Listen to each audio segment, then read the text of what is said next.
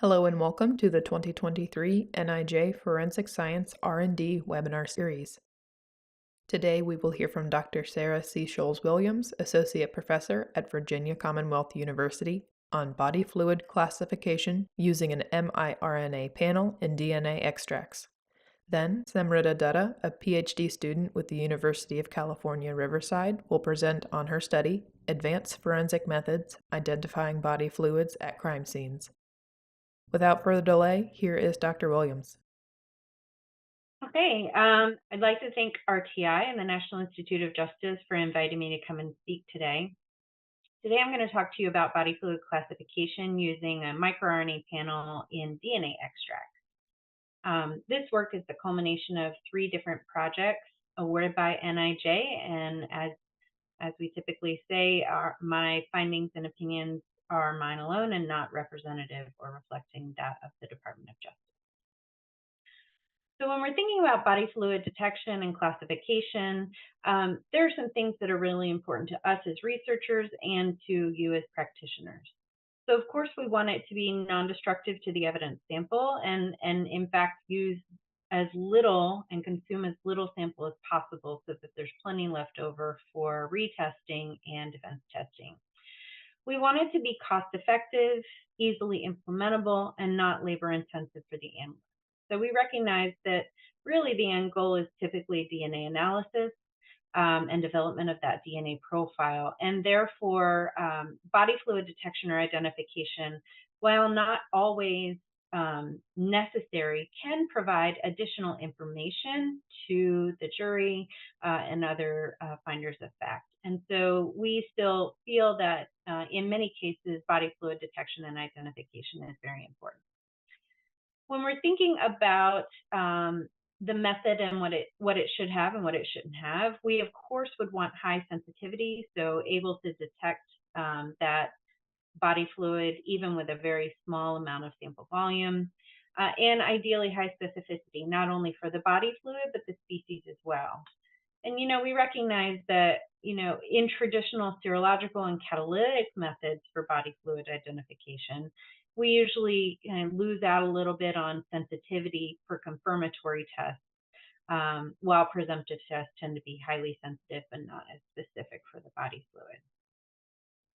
So to address these concerns, my laboratory has been working on microRNA detection for body fluid identification or classification for the past 10 years.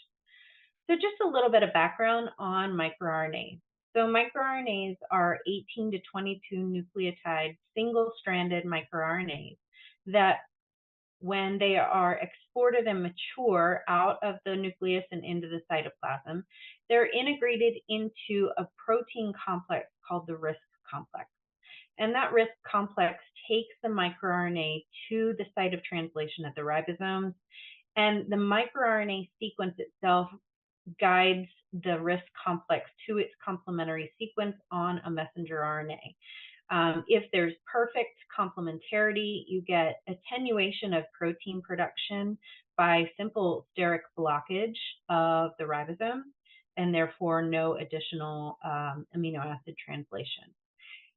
That's if an imperfect complementary sequence. If it's a perfect complementary sequence, you actually get cleavage of the messenger RNA and degradation, and therefore no further translation of that message itself. Therefore, we say that microRNAs tend to fine-tune protein production. Certainly, they don't drive protein production, but they fine-tune the production of proteins for that particular cell.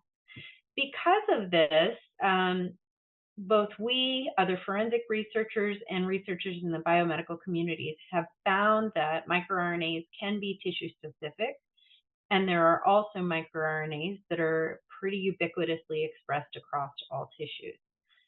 They are quite stable under harsh conditions, and so some of this is because of their encapsulation either in the RISC complex. They can also be exported out of the cell in a lipid vesicle and then transported through the bloodstream in cholesterol.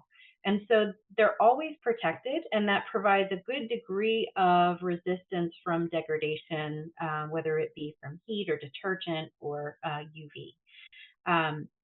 And we've seen that both in the biomedical literature as well as the forensic literature.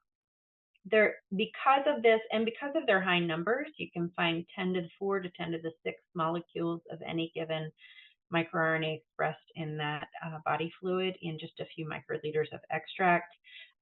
Because of that high copy number, they're easily detected even in highly degraded samples. And I'll talk about some of that in just a little bit. And finally, they're detectable in DNA extracts. So you don't have to do an RNA extract. You can. You'll get higher quantities, but you can detect microRNAs in DNA extracts, and I'll talk about that as well. Disadvantages that we and the biomedical community see with microRNAs are consistency and analysis methodologies. Because these microRNAs are so small, sometimes the detection methods can produce pretty wide variations from chemistry to chemistry. And also we see high conservation across the species. So everything from C. elegans to Homo sapiens has microRNAs of similar sequence and similar composition. And therefore, any individual microRNA typically will not be species specific, but the expression across multiple microRNAs will be. So the forensic community has evaluated microRNAs for body fluid identification purposes for about 10 years now. And there's some pretty significant variability between research groups in terms of which microRNAs are better or worse for body fluid detection. And that can come about because of a variety of things. So as I already mentioned, the chemistry platform that you use makes a big difference in your detectability.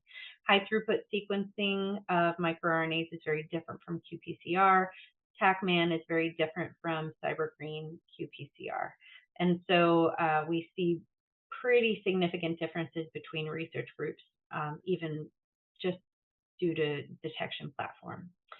Additionally, the community hasn't decided on a single normalization approach. And so when you're calculating relative expression of these microRNAs, you can get different results because you used different endogenous markers. And finally, sample size. So some studies use 5 to 10 samples per body fluid, and some use 25 to 50. And so when you have a smaller sample size, you can see results that don't follow through with a larger sample size. So our project, again, started in 2013, and we've continued on up through this year. And we started by conducting high-throughput sequencing to evaluate the mironome of all forensically relevant body fluids. We did this by taking dried samples of each body fluid, similar to what you would see in a forensic sample, extracting them, pooling multiple donors for one body fluid, and then subjecting that to high throughput sequencing. Then we took that data and evaluated what was characteristic for a body fluid and which microRNAs could be potentially identified as endogenous or normalization markers as well. Once that was completed and we had biomarkers that we thought could be diagnostic for that particular body fluid, we then verified and validated that using population sampling in qPCR. And what we found was that the qPCR data is much more sensitive than high throughput sequencing. So if there was a microRNA in semen, for example, that was only observed in semen in the high throughput sequencing data, we may still see it in the other body fluids at lower levels in the qPCR data. And so while we had initially hoped for kind of a plus or minus evaluation, either the microRNA is there or not, and therefore we can identify the body fluid by presence or absence, we had to shift to a relative expression model and employ some pretty sophisticated machine learning methods to assist us in classifying body fluids. And now notice that I've switched from body fluid identification to body fluid classification. And so by the end of the 2016 project, we had evaluated 511 population samples of blood, vaginal and menstrual secretion, feces, urine, saliva, and semen, all of these in forensic level sizes, so dried on a swab and then extracted and tested with a 93% classification accuracy. And so this is that data. This is using quantitative discriminant analysis, or QDA, which is a machine learning method. We take the relative expression of 7 different microRNAs and do a 10-fold cross-validation within that model to develop these classification accuracies. We then test it using an unknown set for final validation of this data. So you can see that some body fluids have higher percentages of classification than others. So blood, very robust. Feces, not quite so much. Semen at 84% is pretty good. And menstrual secretions and vaginal secretions tended to give in the 80 to 90% classification accuracy. Now, we also included in this model an other category because we did not want to force any sample that we evaluated and tested and plugged into the model. We did not want to force that sample to be classified as a body fluid. Think about if we had, for example, dog blood at a crime scene. If we did not include an other classification option, the dog blood would be forced into one of these body fluid categories. Whereas if we include the other category, it allows for imperfect classifications not to be essentially shoved into one of these human body fluid categories and therefore classified as other. Just like you see 1.64% of the vaginal secretions were actually classified as other. So this was in RNA extracts. And while we were doing this work, there were 1 or 2 very small reports in the literature that microRNAs could be easily detected from DNA extracts. And we thought to ourselves, wow, that would be really great for us to evaluate our method in DNA extracts, because then it would not require an additional RNA extraction method. It wouldn't require a more complicated RNA and DNA co-extraction, such as they use in Europe and Australia and New Zealand. And so we would just take a very small portion of the DNA extract and be able to classify the body fluids using that. Now, why is this happening? Why are the microRNAs co-extracting?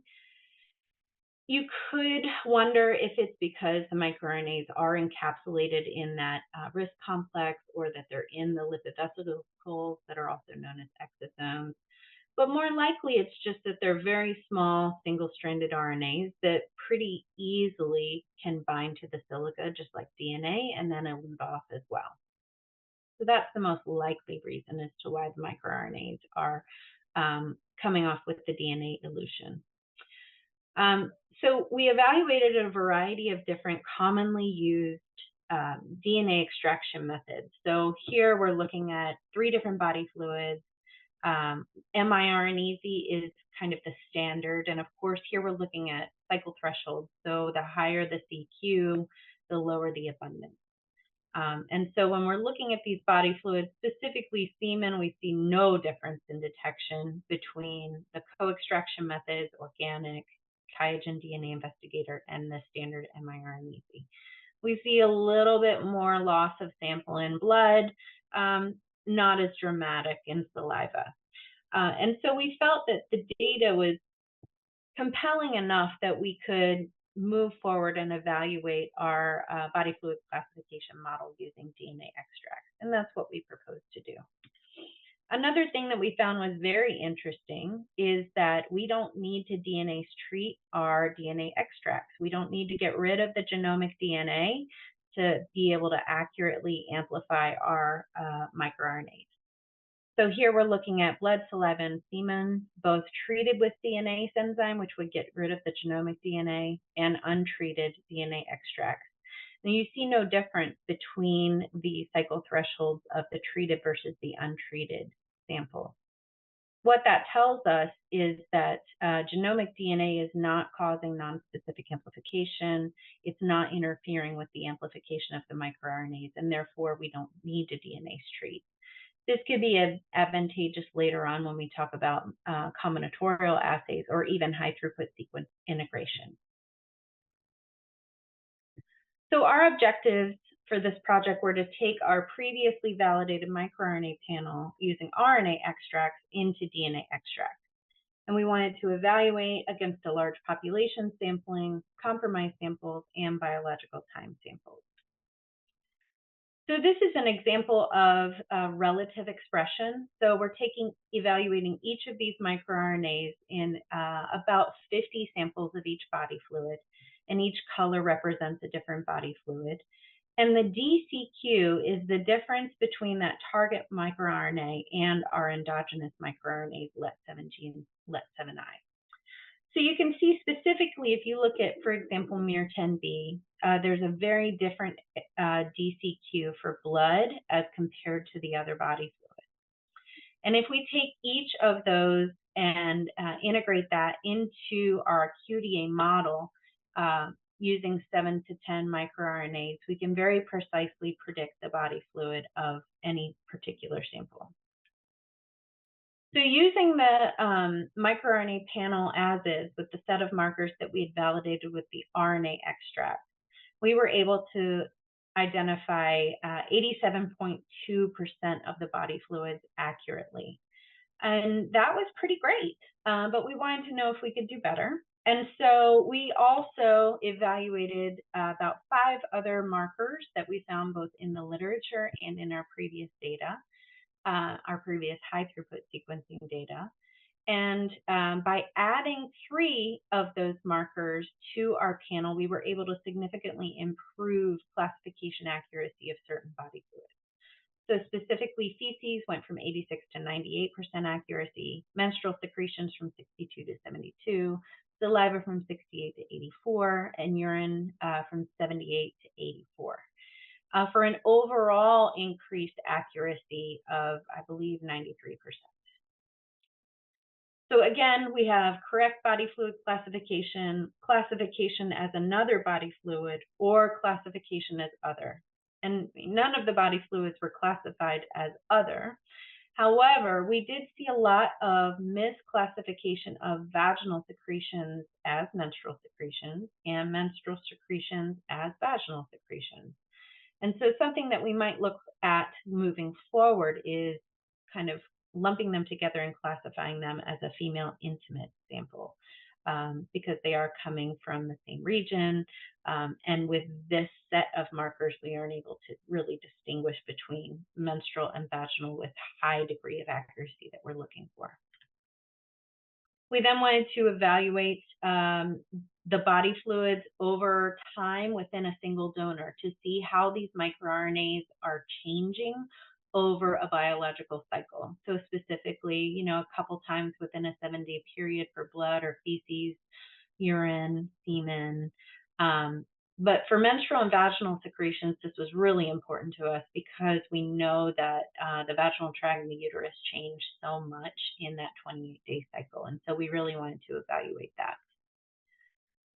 So we found that of the donors that we tested, we continued to have 100% accuracy for blood, 76.9% for vaginal secretions, which was consistent with the standard, 77% for semen, which is slightly lower than we had with the normal population samples, 94% for urine, which was consistent with the population samples, and then 78% for feces. Moving into compromised samples, we also looked at a couple of different types of compromised samples. So we looked at samples that were subjected to treatment in an environmental chamber at the FBI Research Lab. So we thank Dr. Robertson for assisting us with that. And so these samples were subjected to 0 to 14 days mimicking a Virginia summer. So daylight and darkness, heat, humidity, and precipitation. And so we found that accuracy for blood and urine was very high, but semen and saliva actually failed. And that wasn't too surprising for us. We've seen this with the RNA extract as well. So if you trash semen or saliva too much, you will get failures. Also, these samples sat in a -80 for 8 years before we tested them, and that -80 failed at least twice. So saliva and semen not quite as robust as as blood and urine under these circumstances. We also tested blood, semen, saliva, and urine at 55 and 95 degrees for 0 to 24 hours and found very similar results. So very high accuracy for blood and urine, lower prediction accuracy for semen and saliva. We also, under chem and UV treatment, we did 1 to 10 bleach, full strength bleach, acetic acid, and UV treatment, and saw similar results with the body fluids there. The environmental chamber I already covered.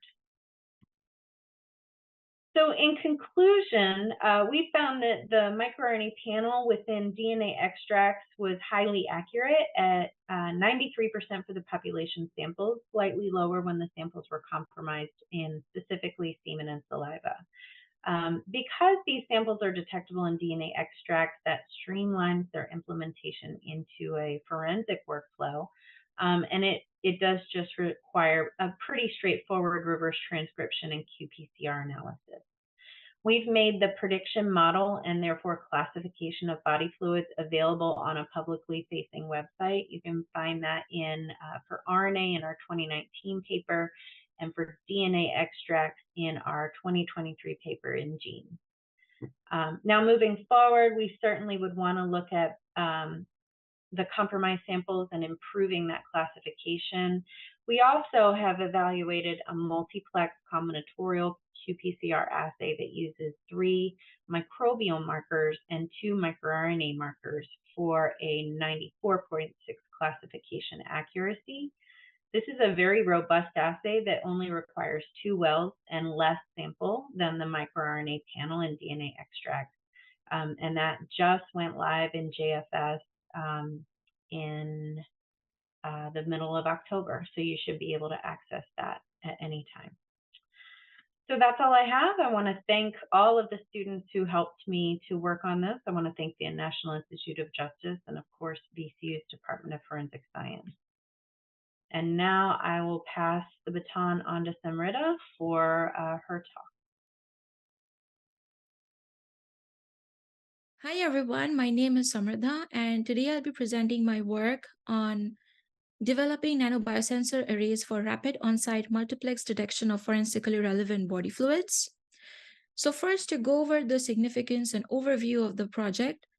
So the major forensically relevant body fluids include saliva, sweat, blood, urine, and semen. Now, identifying body fluids as well as their contents left at a crime scene is a fundamental piece of evidence in forensic science. Often knowing what the body fluid is serves the key in a criminal investigation and what is considered in court. It not only provides the crime relevance of the collected forensic items, but is also an important source for verifying claims of severity of an offense from victims, suspects, or witnesses, determining the location of an offense. For example, location of urine stain can determine a murder location, as strangulation victims often become incontinent before dying. And it also helps to identify items that should or should not undergo further DNA analysis, thus saving costly and unnecessary testing. While DNA analysis of a swab may reveal the presence of DNA profile consistent with an alleged victim, it cannot indicate the source of the body fluid or tissue, which can provide critical information to investigators.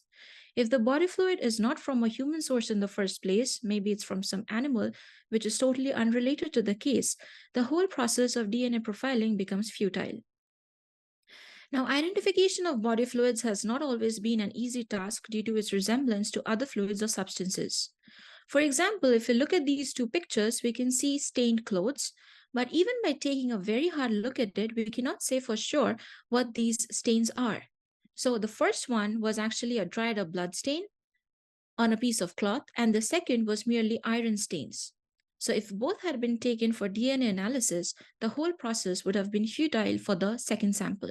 So here comes the application of a sensor. Now, over the years, a variety of methods have been developed for identification of commonly found body fluids at crime scenes. However, most of these tests suffer from major drawbacks like low sensitivity and selectivity, and often consume significant quantity of valuable sample or require complex, time-consuming, laborious protocols. To alleviate these drawbacks, we are developing an innovative chemiresistive nanobiosensor array using single-walled carbon nanotubes on chromatography paper, which uses only microliter size sample. This technology enables quantitative, selective, on-site identification of body fluids, namely blood, semen, urine, saliva, and sweat, through detection of their protein biomarkers using corresponding antibodies.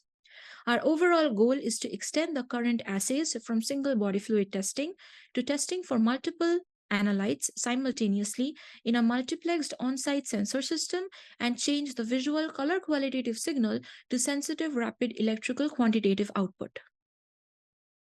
Now, to give a brief introduction into our paper microfluidic SWNT based chemiresistive nanobiosensor array, as the title suggests, the sensor is a paper-based sensor and it's highly sensitive, and it uses single-walled carbon nanotubes, SWNTs, as transducer. It has a 5-petal-based channel structure with interdigitated electrodes, as we can see from this figure. This chemiresistor type biosensor is a variation of the FET biosensor configuration, which omits the gate electrode and allows the modulation of device conductance by same mechanisms as in traditional FET-based biosensors, with the external gating solely by the charged molecules near the interface of the semiconducting channel. The electrical characterization is performed via IV measurements from which resistance can be calculated. Changes in conductance or resistance of the device indicates physical and chemical alterations of surface properties of carbon nanomaterials. And also, the sensor meets the assured criteria of being affordable, sensitive, specific, user-friendly, rapid and robust, equipment-free, and deliverable to the users who need them. Now, although this is not a part of my project, just to give an idea about how we hope to take our sensor out of the lab and use it for field sensing. So in the crime scene, after adding the sample to the sensor, it'll be connected to a mobile smart tag, which will take the readings, and this can further be connected to a smartphone for easy visualization of the results. Now, this part of the project is actually being done by our collaborator, Dr. Kim's crew. So the body fluids that are to be tested. We'll be testing 5 different types of body fluids, namely blood, semen, saliva, urine, and sweat. We have identified biomarker proteins for each of these body fluids from literature, which are given in this table right here. We'll be using 2 more biomarkers as well, HSA, which is human serum albumin, and HIGG, human immunoglobulin G, because these 2 are present in almost all the human body fluids, and these are specific to humans only. Therefore, these can be used for initial screening of body fluid samples to confirm the human source of the samples. So first, we'll go through the fabrication protocol briefly. We use an inkjet printer to print the electrical channels on chromatography paper using silver nanoparticle ink, which are then annealed by baking, followed by wax printing in order to define the channels on the sensor. Here is the bottom and front view of the sensor after the wax printing is done. For fabricating chemiresistor arrays, we have developed a water-based all-in-one style SWNT antibody bioink, which contains both the transducer, which is the SWNT, and biological element, which is the antibody that can be drop casted or printed on the paper substrate, ensuring optimal 3-dimensional semiconductor density. The main principle behind this ink formulation is that the P base, which is basically 1-pyrene butanoic acid succinidamide ester that we are using in this first step, gets immobilized on the SWNT surface by pi-pi non-covalent stacking interaction between the 6-membered rings of SWNT sidewall and the pyrene group of P base. The succinidamide ester group of P base facing upward on SWNT surface remains free to react with amine group of antibody to form amide bond, thus forming our bioink. Ethanolamine quenches excess ester groups of P base, and the Triton-X that is used blocks bare SWNT sites while also increasing the SWNT dispersion in solution, thereby forming a stable bioink. Now, this ink is added to the sensor electrodes, followed by microliter size sample addition, and then we measure the readings as resistance values using our Keithley source meter and our LabVIEW software program. Any specific antigen-antibody interaction near the interface of the SWNTs and the environment causes a significant increase in the measured electrical responses due to surface charge-induced gating effect, which gives us sensor response values. Now, characterization of bioink. In order to characterize the bioink, we first took the UV spectra. Now, pure antibody solution showed absorption of 0.55 at 280 nanometers, whereas the supernatant that was collected after the SWNT antibody conjugation step and contained the excess unreacted antibody showed a lower absorption of only 0.36 at 280 nanometers, thereby indicating successful attachment of antibodies to SWNTs. We also have a thermogravimetric analysis here, and from the mass loss difference, it can be calculated to show that there is about 27% antibody loading on the SWNTs. We also have Raman data, which further proves successful binding of antibody to SWNTs in our bioink. We also have FTIR data that shows characteristic antibody peaks in the bioink, giving us the confirmation that antibodies have successfully bound to the SWNTs. Now, going over to some of the results that we obtained on testing with purified antigens. This is the HBB sensor, which is hemoglobin B. So when the anti-HBB bioink is added onto the sensor and tested against HBB sample, for this specific interaction, we get a high sensor response of 85.4%, whereas non-specific HSA sample, when it's added to the sensor, gives a response of only 7.73%. This confirms the specificity of our sensor. We have also calculated the limit of detection value from a calibration curve, and it was only 0.094 milligram per ml. Similarly, for our HSA, that is human serum albumin sensor, we see that when the anti-HSA bioink is added to the sensor and tested against specific HSA sample, we get a sensor response of 79%, whereas when non-specific HBB is added, it gives a response of only 9.9%, which further confirms the specificity of the sensor. Again, we calculated the limit of detection value from calibration curve, and it was only 0.096 milligram per ml. This is the result for mucin response. Again, when anti-mucin bioink is added to sensor and tested against specific mucin sample, we get a sensor response of 80%, whereas to check for cross-reactivity when we add non-specific HBB sample to the sensor, it gives a response of only 9.2%. The limit of detection value was calculated from a calibration curve, and it was only 0.1 milligram per ml. Now, to demonstrate multiplex sensing capability of our sensor, we tested 4 different types of bioink: anti-PSA, which is anti-prostate-specific antigen, anti-HBB, anti-HSA, and anti-HIgG, and a control, which is SWNT-P-base without antibody functionalization, on the same sensor. An HBB sample was used as a target analyte. The response for the specific interaction, that is between HBB and anti-HBB, was 74.84%, whereas for the non-specific interactions, the average response was only 7.01%, and our control showed 2.1% increase. Another test for multiplex detection was conducted with 3 different bioinks: anti-PSA, anti-HBB, and anti-HSA, dropcasted on the sensor. That is, 3 electrodes had anti-HSA, remaining 2 had anti-PSA and anti-HBB ink, and the sensor was exposed to HSA sample. For specific interaction, the sensor response was approximately 73%, whereas for the non-specific ones, we got an average response of 9.79% increase only. Now we have taken our testing a step further. So till now, we have been testing with commercially bought purified antigens, but now we are using real blood sample in its original matrix collected from human. So we have tried 2 retrieval methods till now, collecting blood from glass surface and from cloth. The swab is placed in hemolysis buffer to release hemoglobin, which can then be used for testing using our anti-HBB ink on sensor. We got some pretty exciting results so far. So our sensor gave very high response values, even though we used very little sample quantity.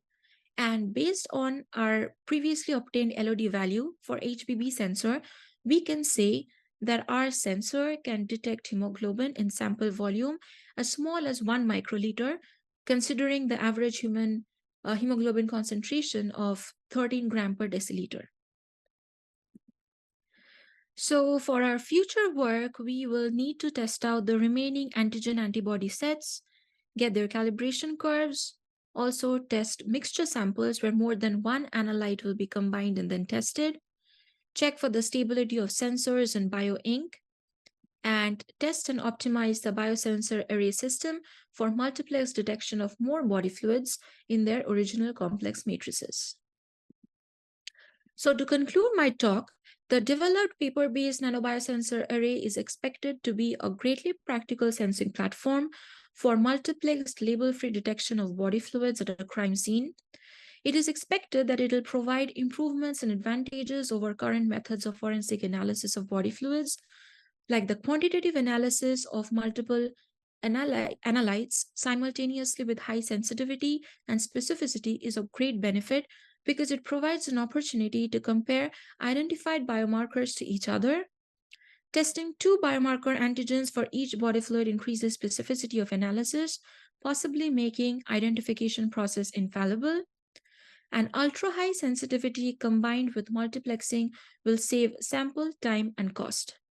Collectively, this study is potentially transformative because the expected outcomes will likely revolutionize forensic analysis of body fluids, and it will also promote the future development and adoption of FATCRs on paper substrates in other sensing scenarios, for example, on-site environmental monitoring, diagnostic applications, and rapid detection of pathogens.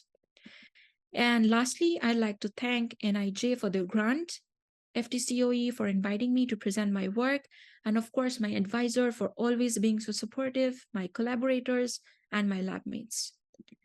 Thank you for listening, and I'm open to any questions that you may have. Hello, I am John Grassel, a Senior Forensic Science Program Manager at RTI International. Thank you so much, Samrita and Dr. C. Scholes-Williams, for providing such informative presentations. We have a lot of questions, but please continue to ask them if you can from the audience. We will now begin with the question and answer session. First question is, I believe it's for Dr. C. Scholes-Williams. Did you test for miRNAs in epicells? So if there was a body swab with saliva, could the miRNAs tell you if both skin and saliva were present? Yeah, thank you for that question. The short answer is no. The long answer is we worked on perspiration and touch cells and back in 2014-15 when we did our initial evaluation, and we were unable to find microRNA markers that were specific for them. So currently no, and there may be other researchers that are working on it, but we weren't able to find any. Great. Simrita, could you tell us what the estimated cost of a single sensor chip is? So a single sensor chip is estimated to cost like only a couple of dollars. So since it's paper-based, so that makes it like quite cheap. And also we have calculated the amount of CNTs we use and the amount of antibodies we use. So in all, it should not be more than a couple of dollars. Great. Back to the subject of cost, Dr. C. Scholes-Williams, how much does the miRNA assay cost? It's $3.15 a sample. Oh, that's a bargain. And are there any other environmental or chemical factors you are planning to look at as far as compromised samples in further studies? Is that for me? Yes, sorry. Okay. Well, currently we're on hold with this project. So right now I'm not, but certainly I would always love to do more research and test more environmental factors. I would like to go into a little more of the aging. Like a lot of our samples were 3 to 5 years old, even when we were testing them. But looking further out, like 10 to 15 to 20 years, or longer term exposure to UV or environmental conditions would always be useful. Great, and I'm going to stay with you for our next question as well. Audience member asked, was the DNA extraction done with a manual protocol or a kit-based method? So this was QIAGEN DNA Investigator, and we've done it both manually and robotically using a QIAcube. We've also tested a variety of other different extraction method types. We've done organic, DNA IQ, FTA, and I'm missing a couple of others, and some RNA DNA co-extraction methods. And it worked for the most part with most of those extraction methods. Great, and Simrita, could you tell us how do you plan to reduce the occurrence of false positives or false negatives in your system? So currently we have a 5-channel structure, but as I've mentioned in my presentation, we have like 2 biomarkers for each of the body fluids. So we plan to expand the 5-channel system to a 10-channel system.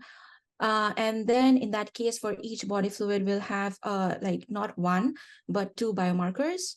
So that will like greatly reduce the chances of a false positive or a false negative. Great, and Dr. Seasholes-Williams, how much DNA extract volume do you need to test all of the miRNA for body fluid classification? I'm muted. I know I've done this for how many years? 5 to 7 microliters. Great, thank you. Mm-hmm. And also, does the semen assay target seminal fluid or sperm? Seminal fluid. So we tested about 15 to 20 vasectomized individuals and found the same classification accuracy. We'll move on. So the sensitivity of an LFA test for blood has a sensitivity of 40 nanograms per milliliter. How can we compare this new device for sensitivity? Simrita.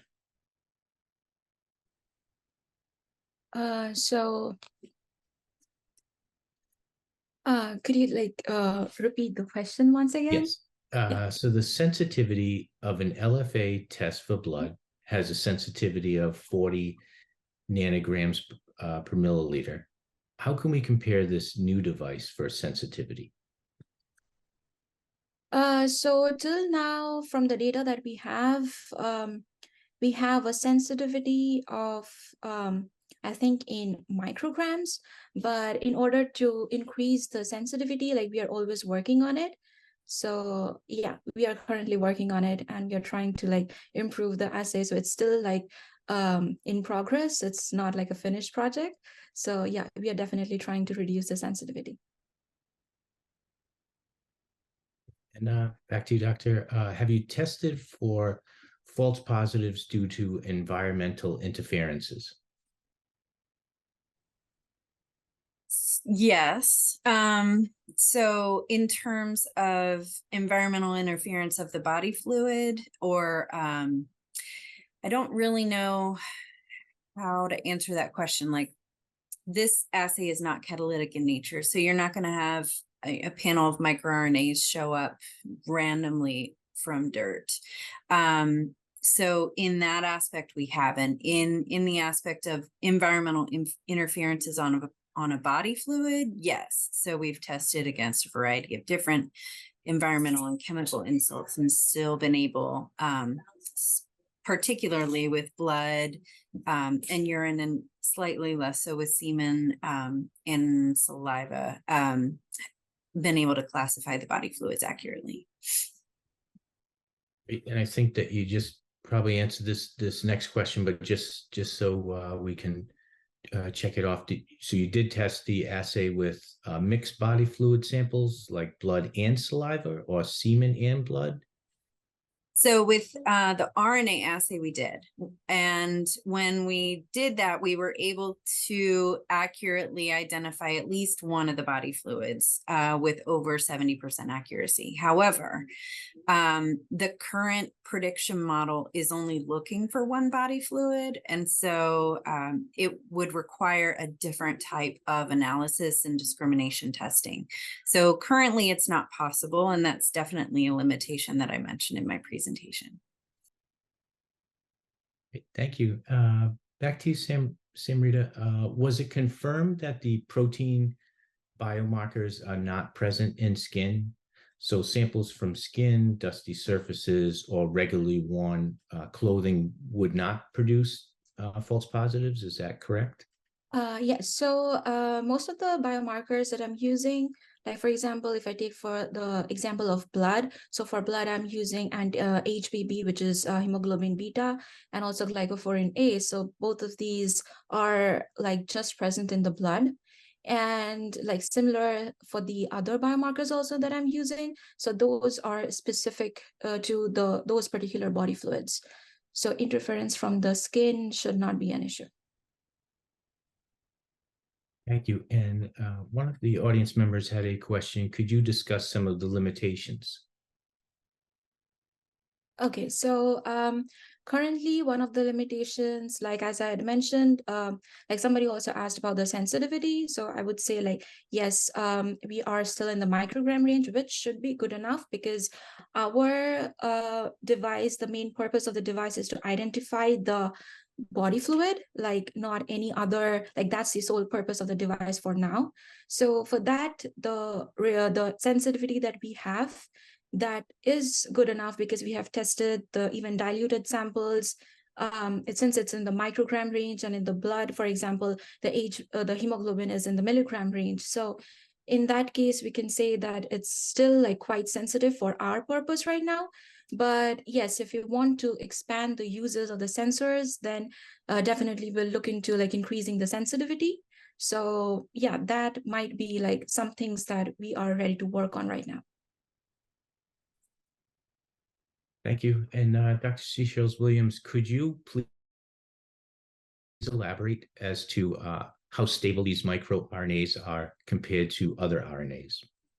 Yeah, so this is actually, their shining glory is that they're super, super stable. So we can hit them at 95 degrees Celsius for 24 hours. We can hit them with detergent, we can hit them with bleach or acetic acid, and most of the time they're still detectable. You do that to RNA samples and they're going to be trashed pretty quickly. Messenger RNA is relatively stable once it's dried, but in liquid form, it's quite sensitive to degradation. And microRNAs are stable both in the dry and the still liquid body fluid format. And now our next question is actually for both of you. Would these tests be available for local government laboratories or only for national laboratories? So for my assay, everything is available publicly. So we've published everything. We don't have any patents on it currently, and you can order the primers, and the prediction model is available on a website as well. So you could do anything that we've done with your samples. So it would be available to everybody. And as I said, like my project is still, like we are still working on it. It's not a completed project, and we hope that it'll be available for both the local and national. But yeah, that's something I'm still not sure because I'm still working on it. But yeah, that's the hope. Great. And Samrita, once a body fluid sample is placed in the paper body biosensor chip, how long does it take to detect and show data? It'll take just like 15 minutes, not more than that. And since the device is antibody based, do you expect that this would also be temperature sensitive? So right now we are using it in room temperature. and it has worked like pretty well till now. But yes, we plan to do a temperature profile as well. I don't think like even if it's like 40 degrees or 45 degrees, it should not like change the effectivity or the results or the response of the sensor. But yes, this is something that we will be working on. We'll get a temperature profile, and then I can have a better answer for you. Great. And could you just explain to us the basic principle that the sensors are working? Yeah, so the basic principle is that we have the carbon nanotubes, and the carbon nanotubes are functionalized with the antibodies. So whenever there is an antigen antibody reaction, there will be changes in the electrical properties of the carbon nanotubes, which is the transducer in this case. And that change in the electrical responses, like we measure it in resistance. So like whenever there is a binding, we get an increase in resistance. And whenever there is no binding, there is hardly any change. So that way we calculate the response of the sensor. And can you give us a rough idea as to what extent they can improve? Yes. So again, like since we are using it for detecting the body fluids, the sensitivity that we have right now and the stability of the sensor, it's looking really good. And we have also started using for the last like 1 or 2 years, I've been testing on the purified antigens, but very recently I've started testing on the real samples as well, like blood collected from human, saliva, sweat, and everything. So now I have the data for blood. And I have the data for over a time period, and the sensitivity looks good. It's able to detect the samples very accurately. So yeah, the results are promising till now. Great. And Dr. Seashells Williams, can mixed samples be evaluated, or does the sample have to be a pure single donor source and or single bodily fluid? Yeah, so I think I addressed this a little bit earlier. So the current prediction model that we use is only looking for one body fluid. So is it possible? Yes. Will it require some additional math? Yes. And how accurate that will be a question for us. Great. And Samrita, one more for you. How much older samples could be detectable if these sensors looked at semen? So we have not yet tested, like I just said, like I have for the real samples, like the samples in their complex, like real matrices, real world samples, I have just tested blood. Like I've started the testing with blood, and I can say for blood, till now, like I have tested for 3 days, and the results are looking like similar to when for day 1. So day 1, day 3, both of them have the same results till now. And so this particular experiment is still ongoing. So yeah, I have not yet tested with semen or any other fluids. So after blood, I'll be moving over to those, and then I'll have a better answer. Thank you. And these were fascinating presentations. Thank you both. We have a couple minutes. Do either of you have any final thoughts you'd like to share with the audience? I just wanted to thank everybody for their attention and the great questions. I definitely, you guys were very engaged, and so thank you. Yes, same here. Like, thank you everyone for listening. Thank you for the questions. And yeah, as the project progresses, I think I'll have better answers to all your questions. But yeah, thank you so much. Great. Thank you again, both. And thank you, audience, for tuning in. Feel free to contact our presenters if you have any further questions. And again, thank you so much for attending, and for our presenters for being with us today. As you depart, we kindly ask that you take a minute or two to complete our post-event questionnaire. The link will be pasted in the chat and also appear as you exit the Zoom room. Your feedback helps us improve our outreach efforts and continue to provide the best experience possible. Thank you again for attending, and we hope everyone has a great day.